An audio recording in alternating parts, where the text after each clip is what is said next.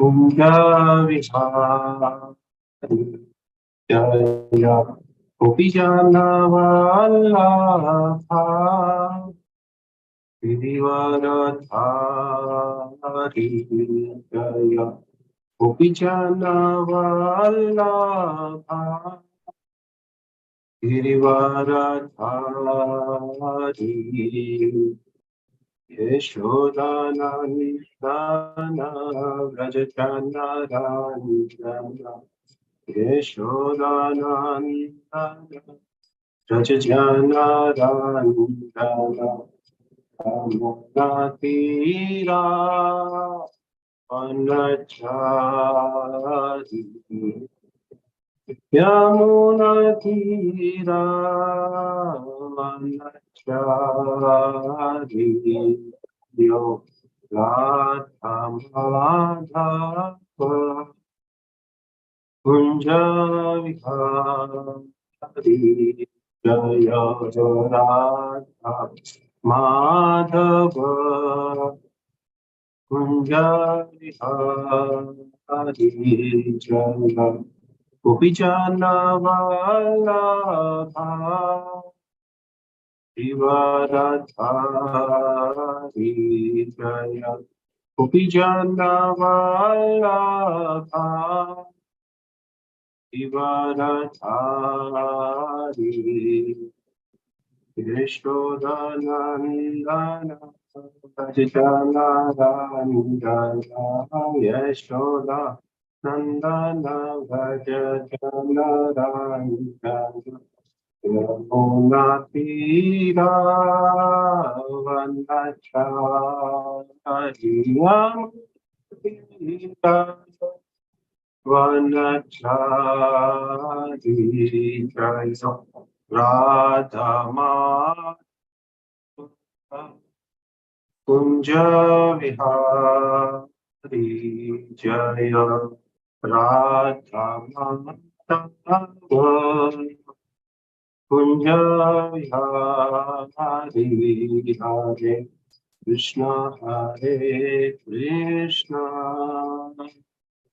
कृष्ण कृष्ण हरे हरे हरे राम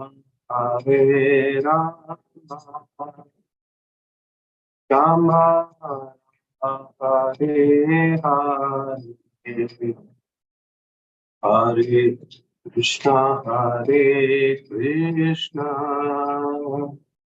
कृष्ण कृष्ण हरे हरे हरे राम राम राम हरे हरे हरे कृष्ण कृष्ण कृष्ण हरे हरे हरे राम राम राम हरे हरे राधा माधव माधव राधे जय गौरांगी बैंगलोरीश्वर गौरांगी जय राधा जय राधा रासबिहारी राधे जय जगन्नाथ जय बलदेवा जय सुभद्रा जय सुदर्शन जय लक्ष्मी नरसिंह जय अनंतदेव कलाथ सिंह जय अनंतदेव जय निताय चैतन्य जय निताय चैतन्य जय निताय चैतन्य जय जय Prabhupada Prabhupada Jaya Jaya Prabhupada Jaya Jai Gurudev Gurudev Gurudev Jaya Jaya Gurudev Nitai Gaur Hari Bol Hari Bol Hari Bol Nitai Gaura Hari Bol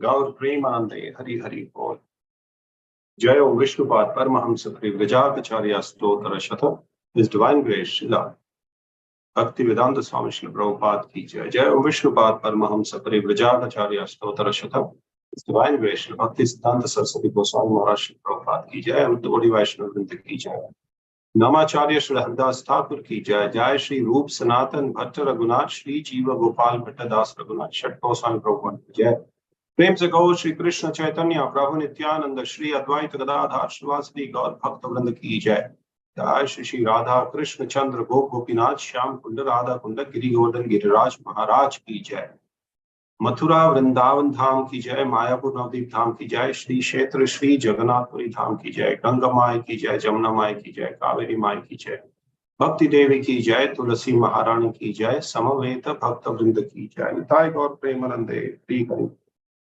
All glories to the assembled devotees, Hare Krishna. All glories to the assembled devotees, Hare Krishna. All glories to the assembled devotees, Hare Krishna. All glories and glories and glories and glories to Shri Guru Shri Prabhupada ki Jai.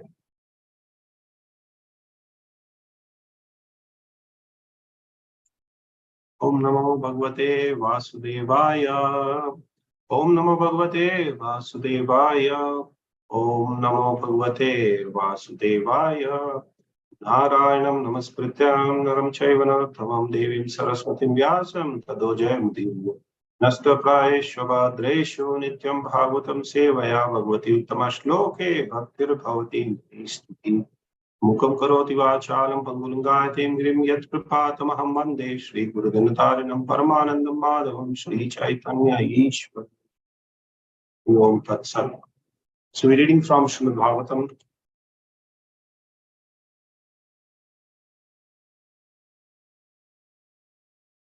Let me get the sloka for you. We read from Srimad Bhagavatam, Canto 3, Chapter 25, and text number for today's discussion will be 22.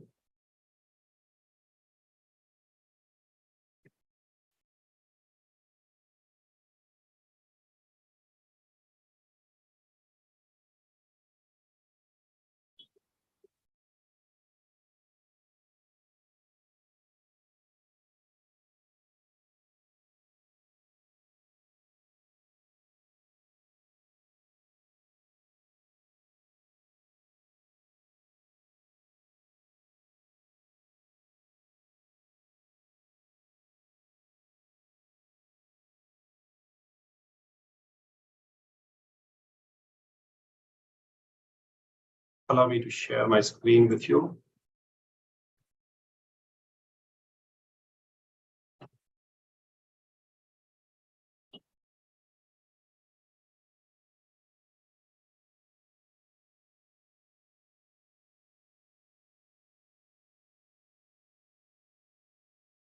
It's taking a little longer than what it should. Just give me 1 minute, please.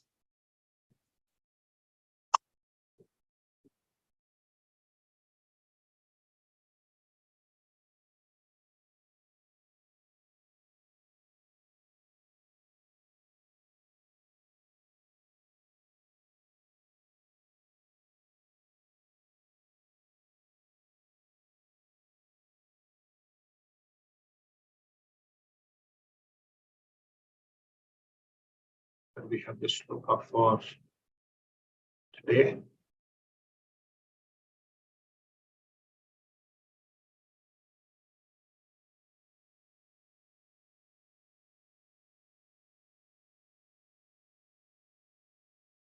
Mai annena bhavena bhaktim kurvanti ye dridam matkritya tvakt karmana bhakta svajana bandhava.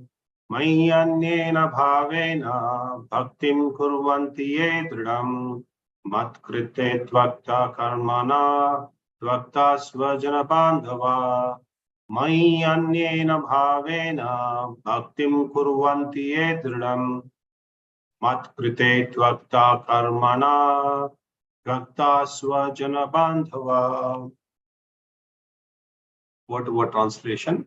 Mayi, unto me, anyena bhavena, with undeviated mind, bhaktim, devotional service, kuruvanti, perform, ye, those who, dridam, staunch, matkritte, for my sake, tvakta, renounced, karmana, activities, tvakta, renounced, swajana, family relationships, bandhava, friendly acquaintances. Translation and purport by His Divine Grace, A.C. Bhaktivedanta Swami Srila Prabhupada, Jai Srila Prabhupada. Translation: such a sadhu engages in staunch devotional service to the Lord without deviation. For the sake of the Lord, he renounces all other connections, such as family relationships and friendly acquaintances within the world. Purport: a person in the renounced order of life, a sannyasi, is also called a sadhu because he renounces everything: his home, his comfort, his friends, his relatives, and his duties to friends and family. He renounces everything for the sake of Supreme Personality of Godhead. A sannyasi is generally in the renounced order of life, but his renunciation will be successful only when his energy is employed in the service of the Lord with great austerity. Allow me to repeat this sentence, please. A sannyasi is generally in the renounced order of life, but his renunciation will be successful only when his energy is employed in the service of the Lord with great austerity. It is said here, therefore, Bhaktim Kurvanti Ye Dridam, a person who seriously engages in the service of the Lord and is in the renounced order of life, is a sadhu. A sadhu is one who has given up all responsibility of society, family, and worldly humanitarianism simply for the service of the Lord. As soon as he takes his birth in the world, a person has so many responsibilities and obligations to the public, to the demigods, to the great sages, to the general living beings, to his parents, to family, forefather, and too many others. When he gives up all such obligations for the sake of the service of the Supreme Lord, he is not punished for such renunciation of obligation. But if it is for sense gratification, a person renounces all such obligations, he is punished by the law of nature. Thus ends the Bhaktivedanta purport to Canto 3, Chapter 25, Chapter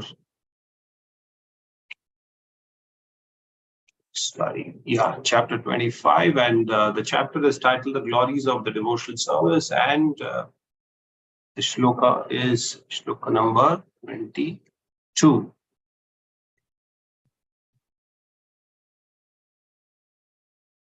Om Ajnana-timirandasya Jnananjana-shalakaya Chakshurmilitam Yena Tasmai Shri Guruve Namah. Shri Chaitanya Manobhistam Stapitam Yena Bhutale Swayam Rupa Padamayyam Tadati Swapadantikam Vandeham Shri Guru Shri Yuta Padakamalam Shri Gurum Vaishnavamscha Shri Rupam Sagrajatam Sahagana Raghunatam Vitam Tam Sajivam Sadvaitam Savadutam Parijana Saitam Krishna Chaitanya Devam Shri Radha Krishna Padam Sahagana Lalita Shri Vishakam Tamscha.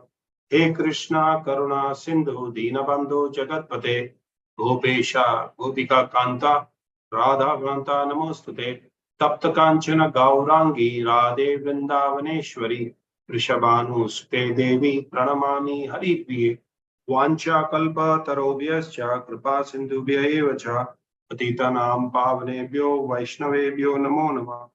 जय श्री कृष्ण चैतन्य प्रभु नित्यानंद श्री अद्वैत गदाधर श्रीवासादि गौर भक्त वृंद।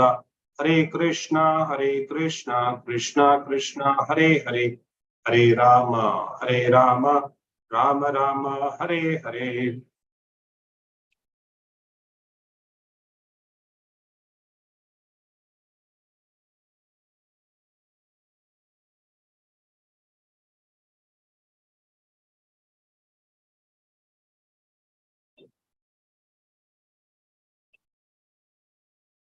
Okay, so there we go back to our shloka.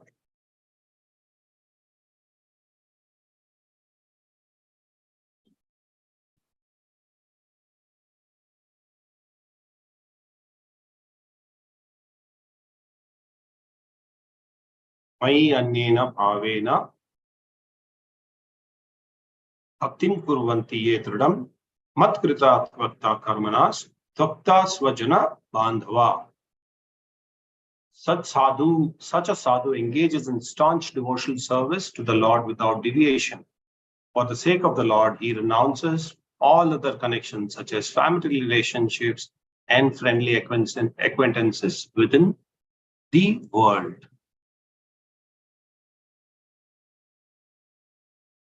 It's a very nice shloka where, Srila Prabhupada gives very clear-cut instructions as to what the sadhu should do or what the sadhus are generally doing. Yeah. In the previous text, that is 21st, the symptoms of a sadhu are shown, let's just read for our own recall of the previous shloka. Titikshava karunika suhada deva sarvadehinam ajata shatrava shanta sadhava sadhubhushana. What are the qualities of a sadhu or the symptoms of a sadhu? Are that he's tolerant.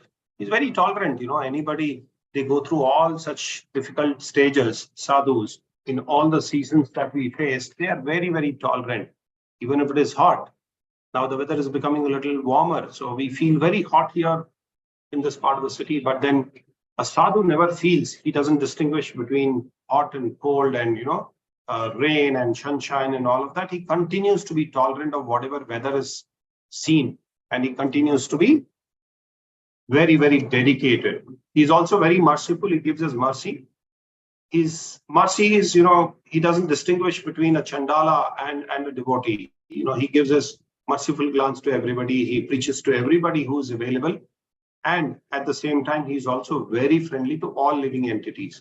And when we talk about living entities, it is not only restricted to human form of life. It is also to even the small animals, or it could be any, small insects. He's very, very friendly to all of them. He has no enemies. This is what it means by ajata shatrava. He has absolutely no enemies. He's always quiet and he's always peaceful. Shantaha. So peaceful. He doesn't really fight with anybody. He doesn't take any enmity with anybody. And sadhava, he abides by these scriptures, which is very, very important for a sadhu. Yeah. He abides, whatever is said in the Shastras, whatever is taught in the scriptures is what he speaks. And all his characters are sublime. That is sadhubhushana. So, Lord Kapila is giving the details of who the sadhu is here. He's talking to Mother Devahuti. And Kapila Muni is giving this very vivid and very, very clear instructions of what a sadhu is to be when the questions are asked by Mother.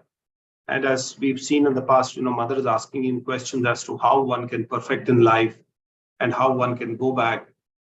And in the previous verses also we have seen that Kapila Dev does not change the version. He says, this is what I've spoken earlier. He does not create a new philosophy. He does not say that, this is what is for you. No, this is what I have spoken to everybody. I have spoken to in the starting of the creation. I have spoken this, and it's the same knowledge. So it comes in Guru Parampara. It was spoken to Sun God, Vivaswan. And the same knowledge Kapila Muni is giving to his mother. He's not distinguishing that, she is my mother, so I am the Lord, so I can actually give some new knowledge to her. No, he's not looking at doing any such things. He continues to give the same knowledge to his mother, Devahuti, when she's asking him questions. And if the sadhu is a person who does not have any attraction towards, in this shloka that we see, he says the sadhu is engaged in staunch devotional service to the Lord without deviation. Now, when the path is on the bhakti, liberation is guaranteed.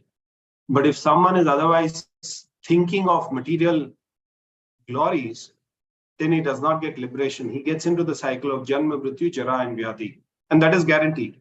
So if one is attracted towards the path of bhakti, liberation is guaranteed. And if one is attracted otherwise, that is to the path of material world, then Janma Mrityu Jaravadi is also guaranteed. So as you look forward to progress in spiritual life, we need to cultivate Gnana and Vairagya. These are two very, very important things. One needs to understand or have the knowledge. And Vairagya is one who needs to give up his attachment to the material world. If Jnana and Vairagya are cultivated, and if one is practicing the devotional service, he can naturally develop Jnana and Vairagya. It is very easy once somebody takes up to Krishna consciousness, somebody takes up to spiritual path, Jnana and Vairagya by default follow it. Otherwise, if we don't follow the devotional path, then we will develop material attachment. When you meet people, they start getting attracted to various things. If you meet a rich person, you get attracted to his money that he has, or the car head that he owns. Or if you meet a successful businessman, you start getting attracted to his business. When you go to a nice place, you start getting attracted to the surroundings there. And devotees start getting carried away by such allurement. This allurement is actually taking you away from your spiritual life. And such allurement is a very good tool to show us that we are not progressing in our spiritual life. In Vedic times, Vairagya was sought for. In material time, it is not at all sought for. Vairagya is giving up things, I am Vairagya. When I say I am Vairagya or I am practicing Vairagya, I am giving up the material things. But Vairagya does not mean I give up the spiritual things. I don't give up bhakti. I don't give up the practice of Krishna consciousness. So, in the previous yugas that we would see, the four different sets of people, you will find brahmacharis, you will find grahasthas, you will find vanaprasthas, and you will find sannyasi. So this order of the spiritual life, for the first 25 years, a person, especially a man, a boy, is supposed to be practicing brahmacharya very, very strictly. He would go to his guru's house, stay there, serve the guru mata, and stay with other devotees who are there in the Gurukul. And till such age that he understands the importance of life, he is trained in brahmacharya. And roughly at the age of about 20 to 25, he is moved into grahastha ashram if he wants to move into grahastha ashram. Otherwise, he can still continue to be a brahmachari, continuing after his 25 years also. So then he is taking up to grahastha ashram, and once he takes up to grahastha ashram for about 50 years totally, including brahmacharya and grahastha, is about 50 years. And at the age of 50, it is recommended that one enters the vanaprastha ashram. Vanaprastha ashram is once he has grown up children in the grahastha ashram, then he should hand over the responsibility to the grown-up son and move on, to the next ashram, which is vanaprastha ashram. And what do you do in vanaprastha ashram? Along with your life partner, your grahani, or your wife, you can proceed for having darshan of the holy places, live in the holy places, try and remember more of the pastimes of the Lord, chant the holy name of the Lord, understand the glories of the Lord, and they should go on for the next 25 years. And at the age of 75, he gives away all the attachment, including his wife. And with single-mindedly, he attaches himself to the Lord. And when he attaches himself to the Lord, then only his focus is attaining the holy name of the Lord or attaining the lotus feet of the Lord. There's a very nice shloka in 11th canto of Srimad Bhagavatam, 5th chapter and text numbers 41. What happens to such a person? Okay, it says, Devarashe Bhutatpa Niram Petrinam Dhaking Karonayam Rinicharajam Sarvatnan Yah Sarvanam Saryanam Gato Mukundam Pariharyata Kritam. So, such a person is, when we call this person as a sadhu or who is fully dedicated to the lotus feet of Lord, it says anyone who takes shelter of the lotus feet of Mukunda, the giver of liberation, giving up all kinds of obligations, and he has taken the path in all seriousness, owes neither duties or obligations to the demigods, to the sages, to the children living entities, family members, humankind, and forefathers. So here it is very clearly said that in the purport of also Srila Prabhupada talks about this, saying that we have a lot of responsibilities towards the material world. We have a lot of responsibilities towards our forefather, to the demigods, and all of them. But once somebody takes up to the path of Krishna consciousness very seriously, he has no responsibilities or duties or obligations to the demigods. He has no responsibility to devas, that is the demigods, to the rishis. We also owe a lot of things to our rishis. He does not have any responsibilities to the bhutas. Bhutas means the ordinary living entities. And apta. Apta means friends or relatives. Nrinam, of the ordinary man, the normal ordinary man that we have. And pritam, or pitranam. We call it as pitranam. Pitrus are our forefathers. Nor does he have any obligation to anybody else who has served him. He is not rini, he is not debted to the king, because we all have responsibility in the state where we stay, to the Rajan, the ruler of the state. So this person does not have the responsibilities towards the king. And he does not have any responsibilities to anybody else when he surrenders, when he is taken the complete shelter of Supreme Personality of Godhead and who affords him shelter. Actually, when we surrender to the Lord, he gives us shelter. And when that shelter comes to us, then we do not owe anything to anybody. And the shelter comes from Mukunda. Mukunda is Supreme Personality of Godhead. And that happens only when we have surrendered, we have given up everything as our responsibilities. So many times we see when, young men take up to Krishna consciousness, there is a lot of reservation in the family. We've all seen this, what are you going to do? You have your responsibilities of your parents, you have your responsibilities of your family to take up. They've brought you up, you're about 20, 25 years. They've given you everything in your life. Now it is your turn to give it back to your family. This is the kind of conversation that we see across. But then the family does not understand that we have bigger responsibilities towards Mukunda. We have bigger responsibilities towards Krishna. So a similar example can be taken when a Jawan is killed on the borders. We have this army Jawans who are killed on the borders. They're doing it for motherland. Their renunciation has not much of a value because it was only left for the motherland. I'm doing it for my motherland. And people still appreciate, and they get all kinds of credit saying that he has done. Yes, I'm not saying that one should not protect his borders, which is actually required when you are a part of that state. But at the same time, one should really think that my goal is beyond this. My goal is, this is only a temporary goal that we are looking at, protecting our borders. It is beyond that. During the first meeting of Srila Prabhupada with his Guru Maharaj, Srila Bhaktisiddhanta Saraswati Maharaj, Srila Prabhupada had raised this question saying that we are still dependent.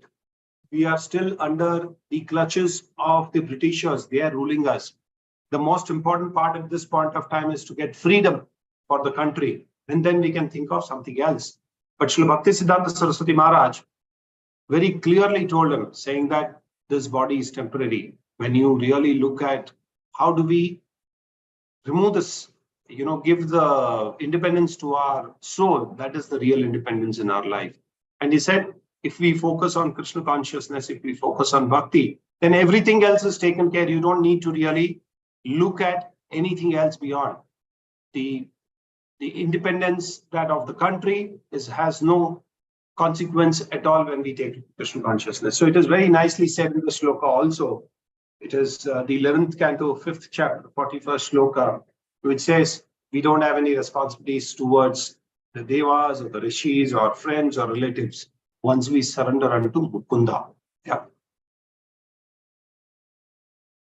We also know that country also when you have the four classes of men who are there.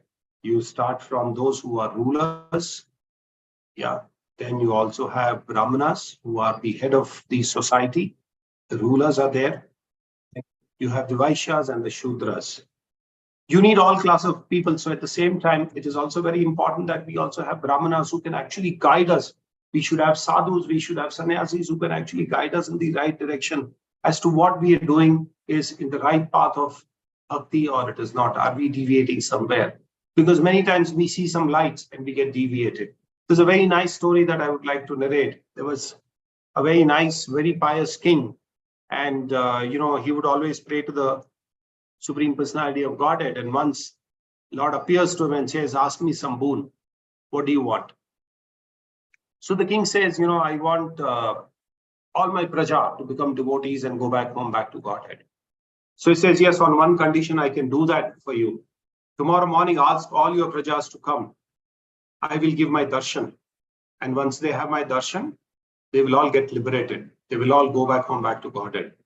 So the king says, yes, I will get everybody with me. And, he sends out his people in the whole Rajya, in his country, and says that, tomorrow morning, 6 o'clock, everybody has to assemble and we are going to see the Lord face to face. So everybody assembles and the Lord actually informs the king saying that, I am available at so-and-so, please get all your praja there, all your, kinsmen there.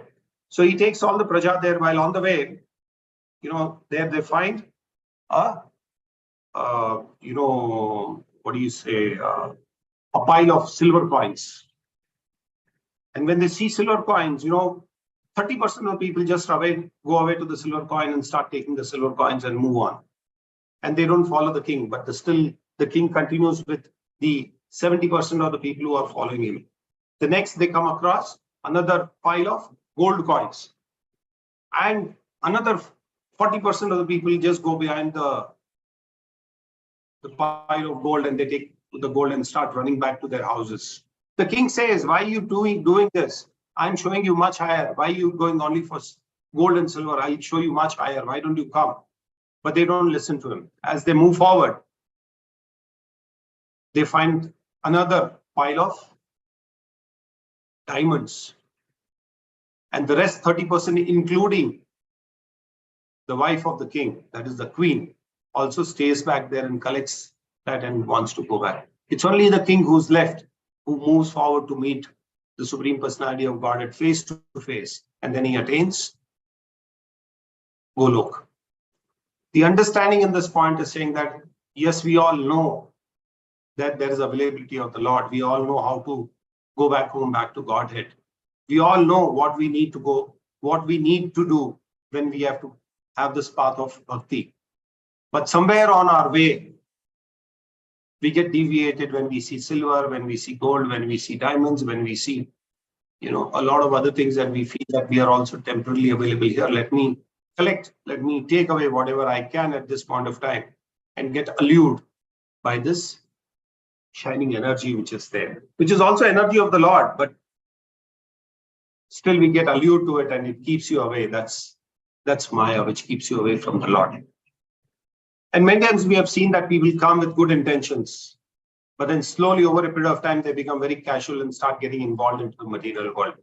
They suddenly come, start chanting 16 rounds, start reading Srimad Bhagavatam, spend a lot of time in the temple, serve the temple in various activities or various ways.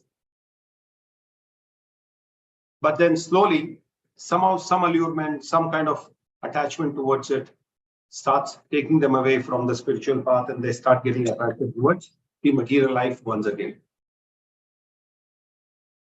The whole idea here is, this is the time that we are guided by the sadhus and the gurus.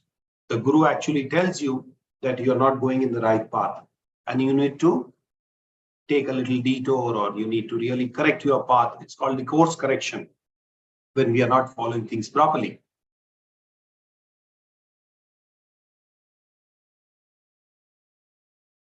There's another very small story that I would like to narrate for the understanding. There's once upon a time, there was a great archer, in a very big city, and he called everybody that is saying that, I want to perform, the stunts of archery in front of all of you. The whole city comes towards that big ground where he's performing. So, he's taking his bow and arrow and shooting in the air. He's looking on the left and shooting at the right. He's looking down and shooting on top. And every time he does, the arrows would hit the bullseye. It will hit the right place where it is supposed to be hitting. And every time he did that, there was another person in the whole crowd. He says, there's nothing great about it. So what? It's just a practice. So what? He can do that. That's not a problem at all. So this archer was, kind of getting a little jittery, saying that I'm doing such a feat, and then, this man is not appreciating that. He's only saying that there's nothing great about it. So what? So he tries doing the best of his stunts, he closes his eyes and still hits the bullseye. All that happens. At the end, the other man is never appreciative of all the, stunts that have been shown by this archer. So he comes to this man and says, why are you not appreciating? Everybody else in the crowd is appreciating what I'm doing. And everybody is fond of what I'm doing. And they're all liking what I'm doing. But then you've always been saying that, what is it? There's nothing. It's just a practice. There's nothing great about it. So the milkman says, you come with me. He comes from a village. So, he takes him to the village. And he's basically a milkman. And the milkman's job is to, get milk out of the gomata and then, do all of that. Make ghee, curd, doodh, dahi, whatever. So he takes this man to his village and then he makes him sit there and he picks up a big, bowl of milk and pours it into a small glass and keeps repeating it over and over again. And not even a single drop of the milk falls on the floor. Yeah. So then this milkman tells the archer, saying that, can you do this? So he says, no, I can't do this. You're doing it very, very nicely. You're doing it very meticulously. And not even a single drop of milk is actually spilled anywhere on the ground. So you're doing it very well. So here, the milkman explains it to him, saying that it is just the practice. You've been practicing archery over a period of time. And that's how this practice is making you perfect. And same is here with me. I'm a milkman, serving milk, taking milk, selling milk is a part of my job. And when I move the milk from one pot to another pot, one vessel to a glass, it is just a matter of practice. So here, the point that I want to drive is the acts that we do repeatedly. It gets ingrained into our mind and our body. So Srila Prabhupada brought this very, very nice principles, saying that getting up early in the morning, first thing is Mangal Aarti, chanting the japa, and then reading Srimad Bhagavatam before we actually start our material day. So he had compressed everything. Srila Prabhupada compressed everything between 4:30 and 8:30, 9 o'clock in the morning, so that before we start our material activities in the day, everything is completed. And as I said, the acts that we do repeatedly, so every day japa that we do in the morning, every day reading of Srimad Bhagavatam that we do in the morning gets ingrained into our body. And that is where Srila Prabhupada gave us the regulative principles. And when we have the regulative principles, Vairagya gets ingrained into our mind, into our body. And why do we get up so early? Many times we have this question, why? Okay, once in a week, if I get up, it's okay. Once in a month, if I get up, it's okay. No, but Srila Prabhupada said, every day you have to get up in the morning, every day you have to chant, every day you have to read. And on certain days, we also have to fast. This is what has been the principles of our Shastras. So if one practices properly, he can become a perfect person. Like the archer practiced over a period of time and he became a great archer. Likewise, the milkman did not spill a drop of milk on the ground. It is just because of practice. Okay. So one needs to practice properly. In the initial days, yes, you may not be able to do things properly. In the initial days, you may have challenges. In the initial days, you may come across a lot of other challenges, saying that, if I wake up in the morning, I can't stay awake all through the day. But then there are these regulative principles. If they are followed, then we don't have to really worry. There's again very nice example that we can quote is, there's a person who's actually just going on hitting at the rock, 10 times, 20 times, 30 times, 40 times. And there's another person who's standing by the side of him saying that, hey, look, you've been hitting this 30 times, 40 times. What is happening to the rock? There's nothing really happening. Why are you wasting your time? why are you wasting your time and energy on this? So this man doesn't really pay any attention to it. And on the 41st time when he hits, the rock splits into two pieces. The moral of this is saying that we have to try keeping again and again. We have to try hitting it again and again. We have to keep trying so that we will at some point of time break the rock into two pieces. That is what it is. We have to keep hitting at Maya. We have to keep hitting at this material entanglement that we have. And when you keep hitting, when I mean hitting it with chanting the holy name of the Lord, getting up early in the morning, performing our morning pujas, performing reading Srimad Bhagavatam, and all through the day continuing with remembering the holy name of the Lord. And another important thing that we really look at is the preaching. So when we start preaching, when we start what we are practicing, if we start teaching it to others, then it becomes very easy for us. And Srila Prabhupada said, if tears don't flow from your eyes incessantly, hairs don't stand up on your body, till such time you have to practice. This bhakti has to come to us. It will come to us when we practice it very, very nicely. We may think that no changes are happening, but if we do it with the faith in Guru's instructions and with the faith in the Shastras, with the faith in the holy name of the Lord, it will have cumulative effect. There are many times that we are seeing that if the devotees are not chanting properly, despite knowing that they're not chanting properly,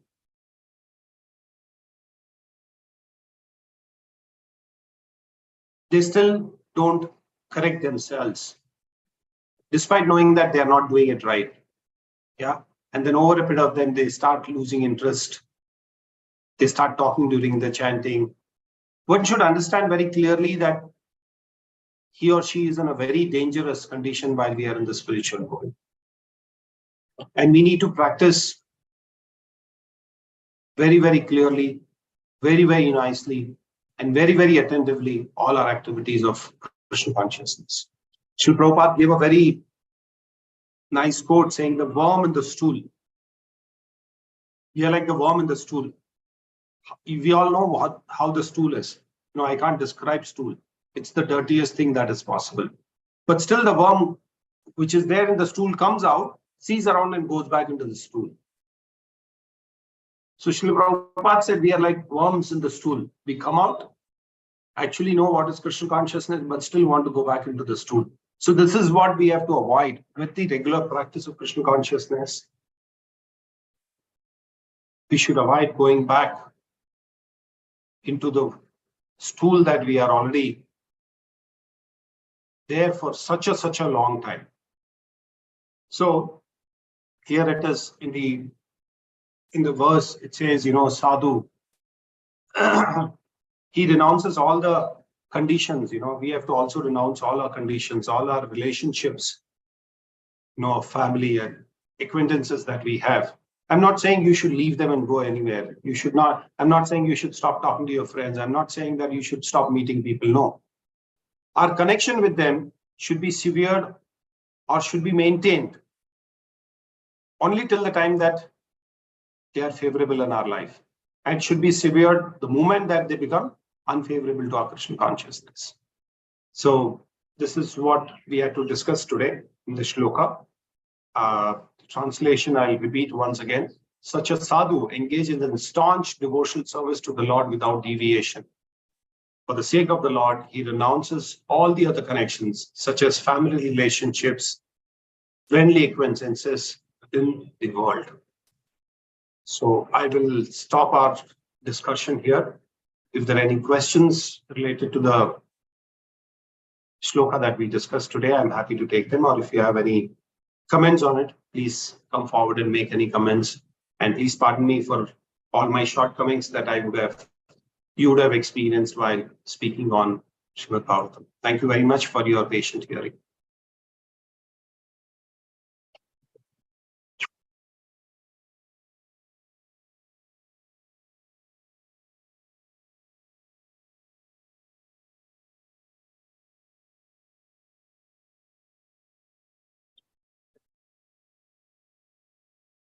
So if there are no questions, then we will end our class. Before ending the class, I would like to just recap the symptoms or qualities of a sadhu that we discussed. He is tolerant, he is merciful, he's friendly to all the living entities, he has no enemies, he is peaceful, and he abides by scriptures, and he's always sublime. Yep. Then we discussed also about if we have attraction towards bhakti, liberation is guaranteed. But then if we have attraction towards, if we have attraction otherwise, then Janma Mrityu Jara Vyadhi is also guaranteed. We also read about, the progress in spiritual life is more to cultivate with the cultivation of Gnana and Vairagya. And if one practices Krishna consciousness, he naturally develops Jnana and Vairagya. And this will lead, detachment from the material world. Then we also spoke about the 4 ashramas, Brahmacharya, Grahastha, Vanaprastha, and Sannyasa, what one needs to do in this 4 ashramas at what age. Then we also read the Srimad Bhagavatam, 11th canto, 5th chapter, 41st sloka, which says, if a person is taking shelter of the lotus feet of the Lord, he is not indebted to anybody. He has no obligation to either it is devas or rishis or his pitrus or any other friend or his kinkara servants or any other family members. Then we also spoke about renunciation for the country and dedicating oneself for Krishna consciousness. And then we also, heard the story of the archer who, because of his practice, was becoming an expert in archery. And then the milkman tells him it is just because of practice. So that the learning was, our acts, if we do it repeatedly, it gets ingrained into our mind. So we should continue, even though our chanting may not be great, even though our reading may not be regular, but we should continue. We should not stop it there. There are many times that we meet people saying that, no, मेरे दिल से जब होगा तब करूंगा मैं. जब भगवान बोलेंगे तब करूंगा. Lord is not your order taker that he'll come and tell you that please do this for me. It has to come from within. So, one needs to practice that as per the Shastras and as per Guru. And then we also heard about the story of the person hitting the rock, to break it. And then the rock splits into 2 pieces at a little later date. So, and finally, Srila Prabhupada makes a very strong statement for all of us to take home. Let us worm in the stool. Let us not become worm in the stool. Let's become devotees and go back home, back to Godhead, and complete this lifetime in this very lifetime itself. So thank you very much for your patient hearing. We will stop our conversation here. Grantraj Srimad Bhagavatam ki jai, Shri Prabhupada ki jai. Nithai Gaur Premanande, Hari Hari Bol.